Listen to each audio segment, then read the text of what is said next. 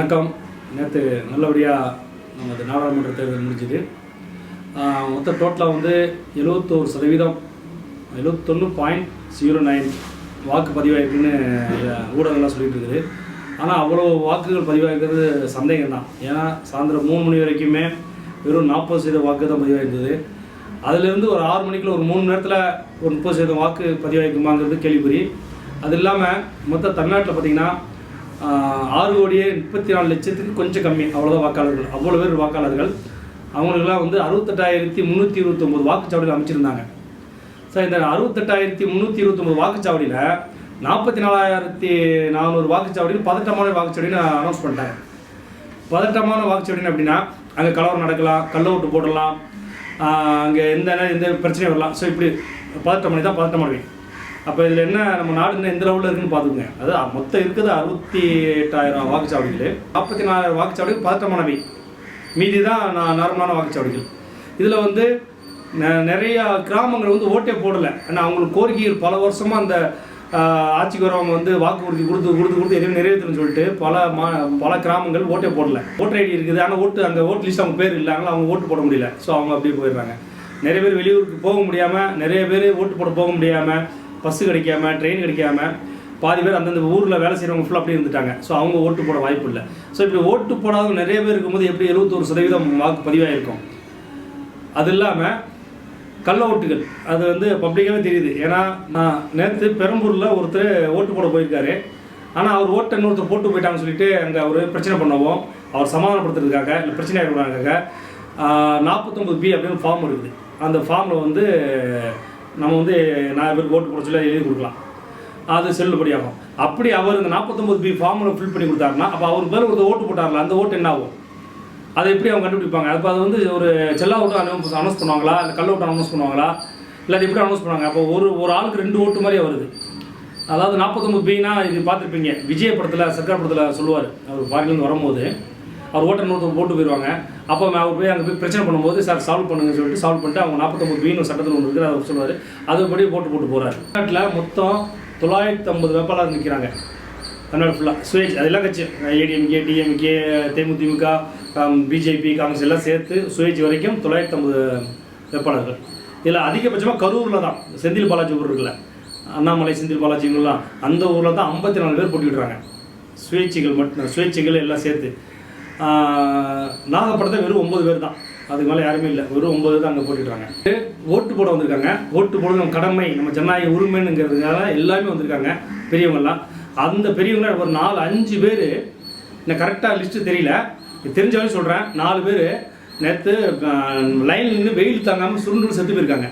இந்த செத்தவங்களுக்கு இந்த அரசாங்கமோ இல்லை தேர்தல் அதிகாரிகளோ ஏதாவது சொல்லணும், என்ன பண்ண போகிறாங்க, அதை பற்றி எந்த தலைவர்கள் எதுவுமே அதை கண்டுடவே இல்லை. ஏதோ ரோட்டில் போகும்போது ஏதோ ஒரு மாடு இல்லை நாய் ஏதோ அடிப்பட்டு போகல, தாண்டி போயிட்டே அதேமாதிரி. இது வந்து செத்தவங்களுக்கு வந்து கவர்மெண்ட் மூலம் ஒரு 10 லட்சம் கொடுக்குறேன், 5 லட்சம் கொடுக்குறதா சொல்லணும் இல்லை. போன வருஷம் வந்து கள்ள சாராயம் குடிச்சு செத்த எல்லாருக்கும் நமது அரசாங்கம் 10 லட்ச ரூபா அனௌன்ஸ் பண்ணிச்சு, எல்லாமே தெரியும்.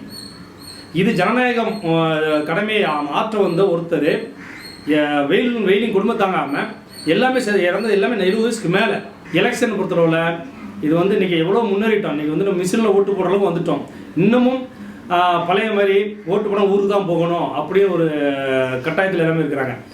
எங்கெங்கே இருக்காங்களோ அவங்களுக்கு வசதி செஞ்சு கொடுத்து, ஏன்னா எல்லாருமே வசதியானவங்க இருக்க முடியாது. எல்லாருமே சந்தர்ப்ப சூழ்நிலையால் ஊரில் போய் ஓட்டு போட முடியாது. அப்போ அவங்க ஓட்டெல்லாம் பாதிக்குது. பாதிக்கும்போது என்ன ஆகுனா, ஒரு 3 மணி 4 மணிக்கு அப்புறம் யார் வரல, அதாவது ஊருக்காங்க தெரியும், இவர் வரல அப்படின்னு என்ன பண்ணுவாங்கன்னா 4 மணிக்கு அப்புறம் அவங்க போய் மொத்தமாக எல்லா ஓட்டு ஒரே கட்சி குத்திட்டு வந்துடுவாங்க. இது நடக்குது, கண்டிப்பாக நடக்கும். இது எல்லா கட்சிக்காரங்களும் தெரியும், இது வெளியே சொல்கிறது இல்லை. அதனால் இது கண்டிப்பாக இது எல்லாருமே தெரியும். என்னன்னா கவர்மெண்ட் கவனத்துக்கு கொண்டு போகணும்.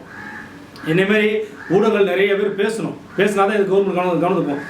எங்கே இருக்காங்களோ அங்கேருந்தே ஓட்டு போடுற வசதியை வந்து ஏற்படுத்தி கொடுக்கணும். இது வந்து இன்னும் சரியாக வந்து யாருக்கும் தெரியல. ஏன்னா இப்போ வந்து இங்கேருந்து நான் உதாரணமாக இங்கேருந்து திருநெல்வேலிக்கு போகணும் அப்படின்னா ஒருத்தர் போயிட்டு வரணும், மினிமம் வந்து 3000 to 4000 கண்டிப்பாக ஆகும். ஒரு ட்ராவல்ஸில் இன்றைக்கி 2000 கேட்குறாங்க டிக்கெட்டு. ட்ரெயினில் இடமே டிக்கெட்டே கிடைக்காது, ஃபுல்லாக புக் பண்ணிடுறாங்க. எப்போவுமே திருநெல்வேலிக்கு போகிற ட்ரெயின், மதுரை, திருநெல்வேலி, திருச்சி போகிற ட்ரெயின் எப்போவுமே ஹவுஸ்ஃபுல்லாக தான் இருக்குது.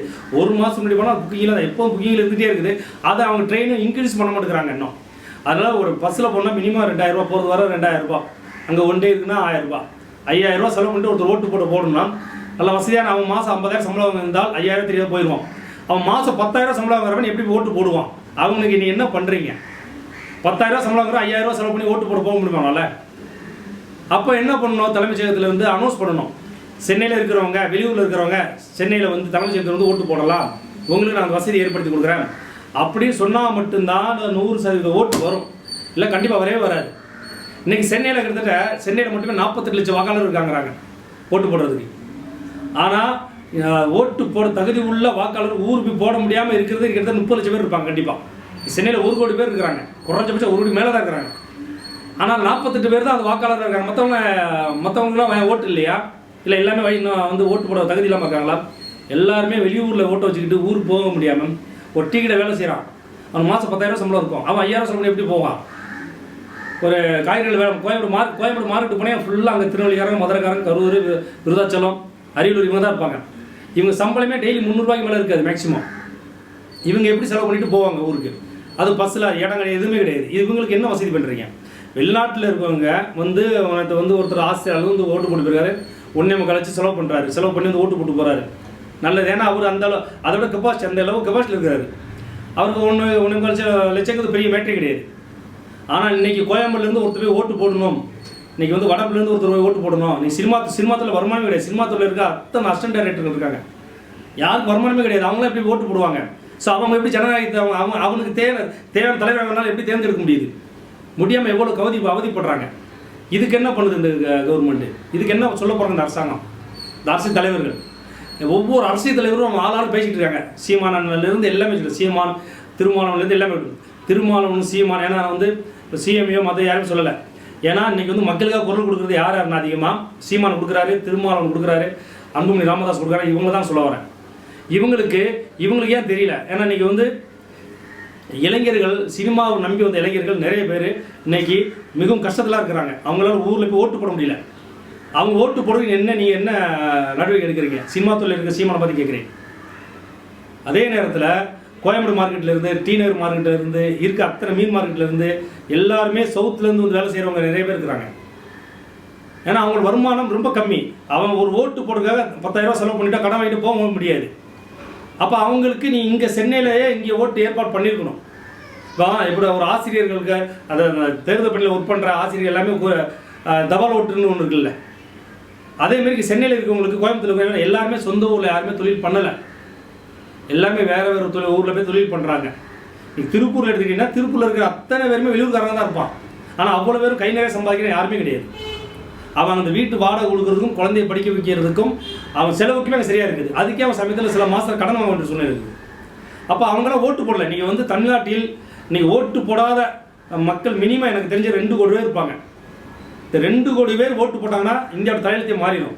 ஆனால் இந்த 2 கோடி பேரை ஓட்டு போடாமல் தடுக்கிறது இந்த அரசியல் கட்சிகள் தான். எலெக்ஷனில் எடுங்க. இன்றைக்கி வந்து ஒருத்தர் வந்து இன்றைக்கி எவ்வளோ அட்வான்ஸ், ஒருத்தர் வந்து வெளிநாட்டிலேருந்து ஒருத்தர் வந்து நம்ம நாட்டுக்கு வந்துட்டார், விசா முடிஞ்சு போச்சு, அவள் போனான்னா கண்டுபிடிச்சி கொண்டு போய் வெளியூர் தள்ளுறீங்களே. இப்போ அமெரிக்காலேருந்து ஒருத்தர் வராரு, விசா முடிஞ்சு போச்சு, எங்கேயே இருக்கிறாரு, அவர் தேடுறீங்க. விசா முடிஞ்சு அவன் எத்தனை நாள் இருக்கிறான், எங்கடா இருக்கான், பிடிடாங்கிறீங்க. அதேமாரி எவ்வளோ பேர் ஓட்டு அவன் ஏன் ஓட்டு போட மாட்டேங்கிறாங்க என்னைக்கா சிந்திக்கிறீங்களா? எனக்கு தெரிஞ்ச ஒரு ஃபேமிலி, எங்கள் ஃபேமிலி ஒரு 2 நாள் முன்னாடி அவங்க மொத்தம் 15 பேர் இருக்கிறாங்க. 15 பேருமே ஓட்டு போடுறதுக்கு திருநெல்வேலி கிளம்ப ரெடி ஆகிட்டாங்க, டிக்கெட்டு போட்டாங்க. திடீர்னு எனக்கு கிளம்புறதுக்கு ஒரு 1 ஹவர் முன்னாடி அவங்க அம்மாவுக்கு திடீர்னு உடம்பு சரியில்லாமல் ஆயிடுச்சு. ஹாஸ்பிட்டல் போய் சேர்க்குறாங்க. கொஞ்சம் இக்கட்டான இல்லை, அவங்க கூட இருந்து பார்க்கணும். 15 பேர் டிக்கெட் கேன்சல் பண்ணிட்டாங்க, போக முடியல. அப்போ 15 ஓட்டு போயிடுச்சா? 15 ஓட்டு என்ன ஆகும்? அங்கே 3 மணிக்கு மேலே ஸோ இவங்களாம் வரல அப்படின்னு சொல்லிட்டு ஏதாவது ஒரு அங்கே யார் ஒரு ஆதிக்கமாக இருக்காங்களோ, பலமிக்க ஒரு கட்சியாக இருக்கோ, அவன் அந்த கட்சிகளை ஓட்டு போட்டுவிட்டுவான். அந்த 15 ஓட்டி அவங்க போட்டு விட்டுருவான். அப்போ அவங்களுக்கு இங்கே சென்னையில் நீங்கள் வந்து இங்கேயே ஓட்டு போடலாம் அப்படின்னு வச்சுன்னா அவங்க போட 15 ஓட்டு வந்திருக்கும். ஸோ இதுக்கு ஒரு தீர்வு எடுக்கணும். இதை பற்றி யாருமே பேச மாட்டேங்கிறாங்க. இன்றைக்கி பல கிராமங்கள் வந்து ஓட்டு போடாமல் எல்லாமே அவாய்ட் பண்ணியிருக்காங்க. இதை யாராவது இது வரைக்கும் ஒரு கட்சி, அரசியல் கட்சிகள் யாராவது கேட்டிருக்காங்களா? இப்போ அவங்க ஓட்டு தேவையில்லையா? அவங்க இந்தியரே கிடையாதா? ஒருத்தர் ஓட்டு போடலாம், என்ன பண்ணணும், என்ன பிரச்சனை சொல்லி அவங்க அரசியல் கட்சி அவங்க வீட்டு போய் நின்றுக்கிட்டு ஏன் ஓட்டு போடல, எதுக்கு ஓட்டு போடலன்னு அவங்கள பற்றி பேசணும்ல. மீடியாவும் அதை எதுவுமே கண்டாமல் விட்டுருச்சு. நீங்கள் ஜோலார்பேட்டையில் ஒரு கிராமத்தில் 200 ஓட்டு போடவே இல்லை. காஞ்சிபுரத்தில் ஏகலாபுரம் ஊரில் 2000 ஓட்டு விழலை, ஒரு ஓட்டு கூட விழலை. இப்போ இவங்களுக்கெல்லாம் மறுபடியும் இவங்க பிரச்சனை சால்வ் பண்ணி இவங்ககிட்ட நீங்களாம் திரும்ப ஓட்டு போட சொல்லுவீங்களா, இல்லை வேண்டாம் அவங்க எப்படி போகிறாங்கன்னு சொல்லி விட்டுறீங்களா? ஸோ ஒரு நாட்டோட சிஎம்மாக இருந்தாலும் சரி, பிஎம்மாக இருந்தாலும் சரி, இல்லை அரசு அதிகாரம் இருந்தாலும் சரி, ஒவ்வொரு குடிமகனும் ரொம்ப முக்கியம், ஒவ்வொரு குடிமகனுடைய வாக்கு ரொம்ப முக்கியம்னு யாருமே உணர்வது கிடையாது. ஏதோ 10 பேர் ஓட்டு போடுறாங்களா அது போதும், ஜெயிச்சமா போதும், அப்படி தான் இன்றைக்கி வந்து ஜனநாயகம் இருக்குது. இன்றைக்கி ஜனநாயகம் டோட்டலாக படுகொலி தோண்டியாச்சு. இந்தியாவில் ஜனநாயகங்கிறதே கிடையாது. இந்தியாவில் ஜனநாயகம் இருந்தால் ஒரு ஓட்டு கூட வீணாக போகக்கூடாது, அவ்வளோ ஓட்டு ஒன்றா விடணும். அதுக்கு என்ன முடிவு, அதுக்கு என்ன பண்ண போகிறீங்க நீங்கள்? ஜனநாயகம் ஜனநாயகம் ஜனநாயகம் ஜனநாயகம் ஜனநாயகம் நேற்று போடுற ஒரு பேப்பரில் காலையில் பார்க்குறேன், ஜனநாயகம் வென்று விட்டது, 71% வாக்கு வந்துவிட்டு. என்னையா ஜனநாயகம் வென்றுருக்குது? என்ன 71% இருந்துச்சு? 71% வாக்கு எப்படி வந்திருக்கும்? காஞ்சிபுரத்தில் ஒரு கிராமமே ஓட்டு போடல, கடலூரில் ஒரு கிராமமே ஓட்டு போடல, விருதாச்சலத்தை கள்ளக்குறிச்சி ஒரு கிராமம் ஓட்டு போடல. இப்படி கிட்டத்தட்ட ஒரு 10-15 கிராமங்கள் ஓட்டே போடல. ஒவ்வொரு கிராமத்துலேயும் மினிமம் வந்து 1500 ஓட்டு, 2000 ஓட்டு, 3000 ஓட்டு இருக்கும். அது ஓட்டு வரவே இல்லை.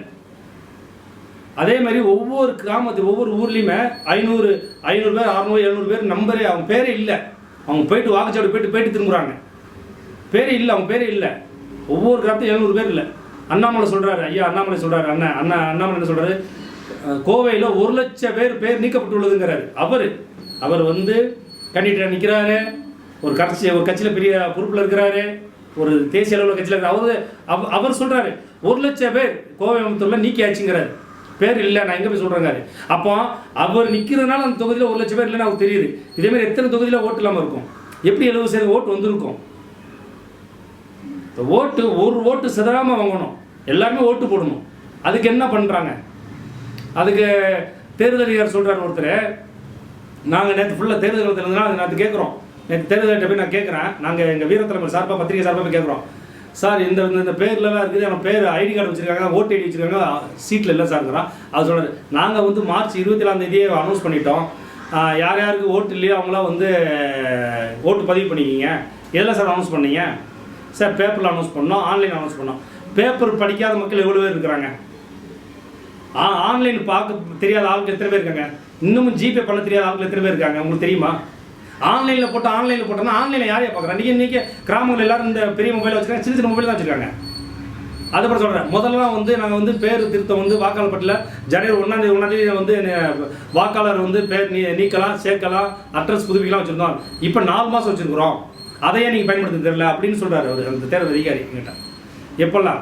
ஜனவரி மாதமா, மார்ச் மாதம், ஜூன் மாதம், ஆகஸ்ட் 4 மாதம் வந்து 1ஆம் தேதி நாம் போயிட்டு ஆன்லைனில் போயிட்டு நம்ம பேர் நீக்கிறது, பேர் இருக்கான்னு செக் பண்ணுறது, அட்ரஸ் மாதிரி இது பண்ணிக்கலாமா? இது எத்தனை பேர் பண்ண முடியும்? எத்தனை பேர் படித்தவங்க இருக்காங்க? இன்னும் வந்து நம்மளுடைய இந்தியாவில் 100% கல்வி வந்துருச்சுன்னா வரல. இன்னும் கையெழுத்து போடாத எத்தனை பேர் இருக்கிறாங்க? கையெழுத்து போட தெரியாது, இன்னும் போட தெரியாது எத்தனை பேர் இருக்கிறாங்க? இன்னும் வந்து பஸ்ஸில் வந்து நம்பர் வச்சு போகிறவங்க எத்தனை பேர்? ஊர் பேர் படிக்க தெரியாது அவங்களுக்கு, ஊர் பேர் படிக்க தெரியாது. 5ஆம் நம்பர் பஸ் போதா, 7ஆம் நம்பர் பஸ் போதா? எங்கள் ஊருக்கு 7ஆம் நம்பர் பஸ் தான் சொல்லுப்பாங்க, 8ஆம் நம்பர் பஸ்ஸில் ஏறுறாங்க. ஸோ நம்பரை வச்சு தான் இன்னமும் பஸ்ஸில் போயிட்டு இருக்காங்க. ஸோ அவங்கள போயிட்டு நான் வந்து ஆன்லைனில் போட்டுவிட்டா நீங்கள் பார்க்கலாம் என்ன பண்ணுறது கேட்டால், இன்னைக்கும் இந்தியாவில் படிப்பறிவு உள்ள படித்தவங்க 20% தான், 80% படிக்காமல் தான் இருக்கிறாங்க. இன்றைக்கும் காலேஜ் முடித்தவங்களுக்கு ஜிபே பண்ண தெரியாது. நான் இருக்கிறதுனால சொல்ல, அந்த ஃபீல்டு இருக்கிறனால நானே நிறைய பேருக்கு சொல்லி கொடுத்துட்ருக்குறேன், என்ன கேட்குறாங்க. அப்போ அவங்கள்ட்ட போயிட்டு இது இன்றைக்கி வந்து ஒரு ஜனநாயகம் என்னென்னா ஓட்டு போடுறதா ஜனநாயகம்.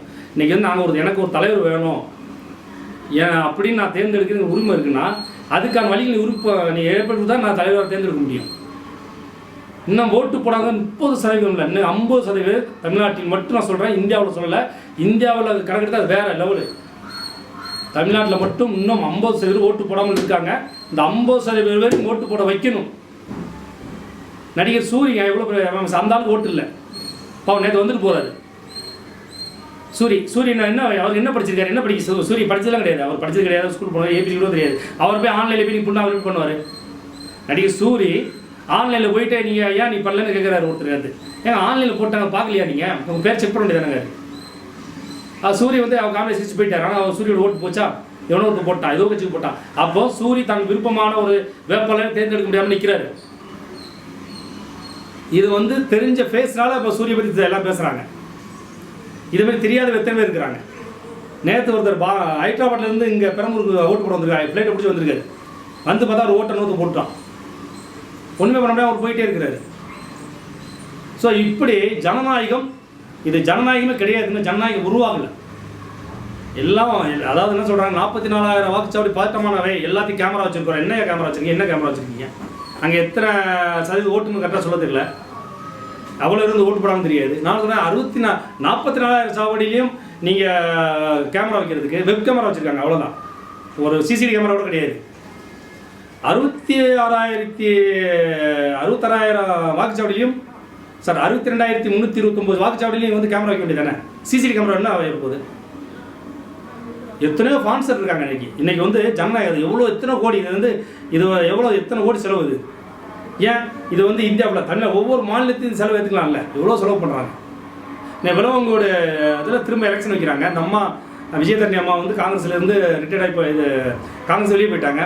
எலெக்ஷன் 3 வருஷம் கூட ஆகலை. அதுக்கு எவ்வளோ செலவு? இந்த அம்மா நிற்கும் போது எவ்வளோ செலவு பண்ணாங்க. இப்போ அந்த அம்மா பிஜேபி போயிட்டாங்க. சில எலெக்ஷன் வைக்காமல் வைக்கிறீங்க, அதுக்கு எவ்வளோ செலவு வந்துருக்கும்.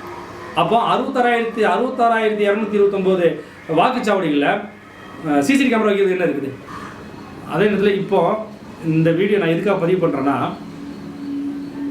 ஜனநாயக கடமை ஆற்ற வந்த அந்த 4 பேருக்கும் அந்த இடத்துல, அதாவது அவங்க இறந்தது எங்கே, அதே ஓட்டுச்சாவடியில் தான் இறந்துருக்காங்க. ஸோ அவங்களுக்கு இந்த அரசாங்கம் என்ன சொல்ல போகுது? இது மத்திய அரசாங்கம் தான் பார்க்கணும், இவங்க தட்டி கழிக்க போகிறாங்களா, இல்லை இது ஸ்டேட் கவர்மெண்ட் தான் பார்க்கணும் சொல்லி அவங்க தட்டி கழிக்க போகிறாங்களா, இல்லை இது வந்து தேர்தல் கமிஷனாக பார்க்கணும் இவங்க 2 சேர்ந்து தட்டி கழிக்க போகிறாங்களா, என்னன்னு தெரில. இதுக்கு விடையை வேணும். இது வந்து ஒரு இன்றைக்கி வந்து திருமாவளவன், இல்லை ஐயா திருமாவளவன், அண்ணன் சீமான், அன்புமணி ராமதாஸ், ஸோ இவங்கெல்லாம் இதுக்கு வந்து குரல் கொடுக்கணும். இவங்க எல்லாம் குரல் கொடுத்தா தான் இவங்களுடைய வாழ்வாதாரம் இன்றைக்கி. அப்போ தான் அடுத்த எலெக்ஷன்லாம் வயது மூத்தவராக இருந்தாலும் பரவாயில்ல, தன் உயிர் போனால் பரவாயில்ல, ஓட்டு போட்டு தான் போகணும்னு சொல்லிட்டு ஓட்டு போட வருவாங்க, நம்பிக்கையோடு வருவாங்க. ஸோ நம்பிக்கையெல்லாம் நீங்கள் காப்பாற்றணும். ஓட்டு போடாத மக்களை அனைவருக்கும் ஓட்டு போட வைக்கிறதுக்கு அடுத்த ஸ்டெப் எடுக்கணும். அதே நேரத்தில் வெளியூர் வந்து வேலைக்கு வந்தவங்க வந்து ஓட்டு போட சமயத்தில் ஊருக்கு போக முடியலன்னா அந்த ஊரில் அவங்க ஓட்டு போடுறதுக்கான வசதியை ஏற்படுத்தி கொடுக்கணும். இப்போ ஒரு மதுரைக்காரங்க வேலை செய்கிறாங்கன்னா மதுரையில் அவங்க இருக்க ஏரியா அங்கே தான் நீங்கள் போய் ஆகணும். ஸோ அந்த அவன் ஏரியாவுக்கு யார் தலைவராக வேணும்? நாம் வந்து வெளியூரில் வேலை செஞ்சாலும் நம்ம குடும்பத்தை பார்த்துக்கிறதுக்கும் நம்மளுடைய ஊரை பார்த்துக்கிட்டு ஒரு தலைவர் வேணும். அப்படியே அந்த தலைவர் தேர்ந்தெடுக்க அவன் தானே முடியும். அவன் எங்கே இருந்தானே ஓட்டு போடுறவன், எங்கே இருந்தானே அவன் ஊருக்கு யார் தலைவராக வரணும் அவன் தானே தேர்வு பண்ணணும். அப்போ அந்த தேர்வு அவன் எங்கே இருந்தாலும் அவனுக்கு அதுக்கு அவன் ஓட்டு போடுறது வசதி ஏற்படுத்தி கொடுக்கணும். ஒருத்தர் டெல்லியில் வேலை செய்கிறாரு, அவர் ஊர் மதுரை அப்படின்னா டெல்லியில் அவர் ஓட்டு போடுறதுக்கான சலுகையை பண்ணி கொடுக்கணும். அவர் வந்து மதுரையை வந்து ஓட்டு போடுன்னு சொல்லக்கூடாது. ஏன்னா குடும்பத்தில் ஒருத்தர் தான் வெளியே இருப்பான், மற்ற குடும்பத்தில் 5 பேர் அங்கே தானே இருப்பாங்க. ஸோ அந்த குடும்பத்தை பார்க்கறதுக்கு ஒருத்தன் வெளியூரில் வேலை செஞ்சு தான் இருப்பான். அவங்க வசதியாக இருந்தால் அவங்க பிரச்சனை வந்துட்டு போயிடுவான். அவன் வேங்குற சம்பளமே அவங்க குடும்பத்துக்கு பத்தாமல் இருக்கும். இப்போ அவன் அந்த நேரத்தை வர சொல்லி போச்சிங்கன்னா அவன் வேலை 3 நாள் போகும், 3 நாள் சம்பளம் போகும். நிறைய பேர் தினவு கூலியில் தான் வேலை செஞ்சுருக்காங்க. ஸோ ஊருக்கு போய் ஓட்டு போடுறா மினிமம் 3 நாள் ஆகும். அப்போ 3 நாள் சம்பளம் கட் ஆகும். ஏன்னா அந்த 3 நாள் சம்பளம் தான் அவன் குடும்பத்துக்கு ஒரு வாடகை கொடுக்க முடியும், அவன் குடும்பத்துக்கு ஏதோ பொருள் வாங்க முடியும், குழந்தைகளுக்கு ஏதோ ஃபீஸ் ஏதோ பண்ண முடியும். ஒரு சிலவங்க வந்து ஓட்டு போட ஊருக்கு போனான்னு சொல்லி அந்த கம்பெனியில் தூக்கிடுவாங்க. ஏன்னா கம்பெனி ஆள் டிமாண்டாக இருப்பாங்க. இன்றைக்கி பார்த்தீங்கன்னா நிறைய ஹோட்டலுக்குலாம் ஆள் கம்மியாக இருக்காங்க. இப்போ ஹோட்டல் வேலை விட்டு ஒருத்தன் போனார், ஒரு மாதம் போனார்னா வேணான்ட்டுருவாங்க.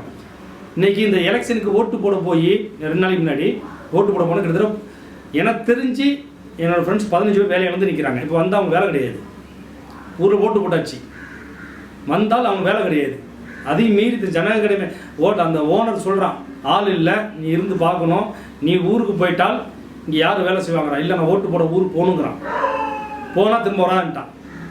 அதையும் மீறி போயாச்சு. இப்போ திரும்ப தான் வேலை கிடையாது. அங்கே எங்கே போவாங்க வேலைக்கு? அவன் கவர்மெண்ட் வேலையாக இருக்கிறான். கவர்மெண்ட் நீ சொல்கிறது ஊரில் போய் சொந்த ஊரில் போய் வேலை ஓட்டு போட்டுங்கிறது கவர்மெண்ட் ஸ்டாஃபில் எல்லாருக்கும் ஓகே. அவன் 4 நாள் லீவ் போட்டு ஜாலியாக ஊரில் போய் சந்தோஷமாக இருந்துட்டு ஓட்டு போட்டு வந்துடுவான். தினக்கூலி இருக்கவன் எப்படி போக முடியும்? நீ சினிமாவில் அசிஸ்டண்டாக சுற்றிட்டு இருக்கிறான், கேமராமேன் அசிஸ்டண்டாக சுற்றிட்டு இருக்கிறான், ப்ரொடக்ஷனாக சுற்றிட்டு இருக்கிறான். யாருக்கும் தினக்கூலி தான். அவனுக்கு மாதத்தில் 30 நாள் வேலை கிடைக்காது. அந்த 4 நாள் தான் வேலை கிடைக்கும். இந்த எலெக்ஷன் டைமில் அவனுக்கு வேலை கிடைக்கும். கேமரா இந்த இப்போ சினிமாவில் இப்போ ஒரு கேமரா யாருமே வேலை இல்லை. ஸோ அதில் 10-15 பேர் இந்த எலெக்ஷன் டியூட்டியாக கூப்பிட்றாங்க. சென்னையில் தான் அந்த எலெக்ஷன் டியூட்டி அவங்களுக்கு வந்தால் 500 ரூபா. இந்த 3 நாள் அவன் சம்பாதிப்பானா, ஓட்டு போட ஊருக்கு போவானா. இருக்கிற இடத்தில் ஓட்டு போடுக்கிற வசதியை ஏற்படுத்தி கொடுக்க வேண்டும். ஒருத்தர் வந்து சென்னையில் வடபள்ளியில் ஒருத்தர் இருக்காருன்னா வடபள்ளியில் ஓட்டு போட வேண்டிய அவசியம் கிடையாது. அவன் எந்த ஊரோ அந்த ஊர் ஓட்டு இங்கே வடபள்ளியில் போடுறதுக்கு ஏற்பாடு பண்ணி கொடுக்கணும். அது தலைமைச்சு அது ஒரு பொதுவான ஒரு இடத்துல வச்சுக்கிட்டு சென்னையில் இருக்கீங்களா, வெளியூர்காரங்க இருக்கீங்களா, எல்லோரும் வாங்க, உங்கள் ஊர் தலைவர்லாம் இங்கே இருப்பாங்க, அவங்களுக்கு ஓட்டு போடுங்க, வாக்குச்செடி அமைங்க. ஏன் வர முடியாது? ஏன் அதெல்லாம் எப்போ வரப்போகுது? கன்ற 100% ஓட்டு வாக்கு வேணும் என்றால் முதலில் ஓட்டு போட மறுப்பவர்களை ஏன் என்ற அவன் கோரிக்கையை நிறைவேற்ற வேண்டும். இல்லை கோரிக்கை நிறைவேற்ற முடியாத பட்சத்தில் அவனை வந்து பேசி இது சாத்தியமாகாது என்று அவனை சமரசப்படுத்த வேண்டும். நம்பர் 1. நம்பர் 2, இருக்கும் இடத்திலேயே ஓட்டு போட வசதி ஏற்படுத்தி கொடுக்க வேண்டும். இப்போ நான் வந்து சென்னையில் இருக்கிறேன், என் ஊர் திருநெல்வேலினா நான் திருநெல்வேலி போய் ஓட்டு போட எனக்கு கஷ்டமாக தான் எனக்கு சென்னையில் ஏற்படுத்தி கொடுக்க வேண்டும். நான் திருநெல்வேலியில் என் ஊரில் யார் தலைவராக நான் முடிவு பண்ணணும். அப்போ நான் ஓட்டு போடுறேன், என்னோட வசதியில் நான் போக முடியாது, என்னால் போக முடியாது, வர முடியாது. அப்போ என்னோடய ஓட்டு இங்கே தலைமைச் சென்னையில் தலைமைச் செயலத்தில் ஒரு பாக்ஸ் வைங்க, அங்கே வந்து ஓட்டு போட சொல்லுங்கள். ஸோ அதை ஏற்படுத்தி கொடுக்க வேண்டும். முதியவர்களுக்கு நீங்கள் தகுந்த முதியவர்கள் வந்து ஒரு 70 வயசுக்கு மேலே ஆயிடுச்சா அவங்க தனியாக டைம் வரும். அவங்களையும் லைனில் வந்து நிற்க சொன்னார். ஒரு காலையில் டைம் இல்லை வீட்டில் அவங்களுக்கு தேடி சென்று அவங்களோட ஓட்டை வாங்குங்க. 70 வயசு 80 வயசு 90 வயசுலாம் பாவம். நேற்று நம்ம ஐயா மு.க. ஸ்டாலின் அவங்களுடைய மாமா ஒருத்தர் வந்து 102 வயசு ஓட்டு போட்டுருக்காரு. ரொம்ப சந்தோஷமான வசதி. அவர் உடல் ஆரோக்கியமாக இருக்கார், வந்து போட்டு போட்டார். ஆரோக்கியம் இல்லாத எத்தனை பேர் இருக்கிறாங்க? இன்றைக்கி 40 வயசு 30 வயசுலாம் ஆரோக்கியம் இல்லாமல் வீட்டில் இருக்கிறாங்க. 45 வயசு 50 வயசு 60 வயசு நடக்க முடியாமல் இருக்கிறாங்க. ஸோ அவங்களுக்குலாம் எப்படி அவங்க ஓட்டு போகணும்? ஸோ அவங்களை தேடி போய் ஓட்டு கலெக்ட் பண்ணணும். அவங்களுக்கு ஒரு தலைவர் தேவை தானே. உடம்பு சரியில்லாமல் ஒருத்தர் வீட்டில் இருந்தால் ஓட்டு போடாமல் இருக்கக்கூடாதுல்ல. ஸோ உடம்பு சரியில்லாதவர்களுக்கு நீங்கள் வீடு தேடி சென்று ஓட்டு வாங்கணும். வெளியூர் இருக்கவங்களுக்கு அங்கேயே ஓட்டு ஏற்பாடு செய்ய வேண்டும். ஓட்டு போட மறுப்பவர்களுக்கு என்ன காரணம் என்று ஓட்டு போட வைக்கணும். அவங்கள என்ன காரணம், என்ன பிரச்சனை, இது சால்வ் பண்ண முடியும், இது முடியவே முடியாது. அரசியல் கட்சிகள் அவங்களை வந்து வாக்குறுதிகளுக்கும் பொய்யா சொல்லியிருப்பாங்க. இந்த பாலத்தை கட்டுறேன், அந்த பாலத்தை கட்டுற, அந்த ரோடு போடுறேன், ஆனால் எதுவும் பண்ணிக்க முடியாது. அதுக்காக அடுத்த வருஷம் நீ வந்து எப்படி ஒரு தலைவரை தேர்ந்தெடுக்க இருக்க முடியும்? அதேமாதிரி வாக்குச்சாவடி வரவங்களுக்கு எல்லா வசதியும் பண்ணி கொடுக்கணும். ஒரு நாட்டு ஜனநாயக ஒரு முதல்வர் பிரதமர் தேர்ந்தெடுக்க ஒருத்தருக்கு நீங்கள் என்ன பண்ணுறீங்க? பறக்கும் படைகளை வந்து பணம் கொண்டு போனால் பிடிக்கிறீங்க. பறக்கும் படைகளை வந்து எங்கெங்கே பணம் போதில் பிடிக்கிறீங்க. அதுவும் அப்பாவி பணத்தை தான் பிடிக்கிறீங்க. அரசியல்வாத கட்சி அரசு தலைவர்கள் பணம் எதையும் பிடிக்கிறது இல்லை. அது 2ஆம் பட்சம். ஸோ அவங்கெல்லாம் வந்து வரவங்களுக்கு அங்கே அதுக்கான வசதிகள் என்ன வசதி இருக்குது?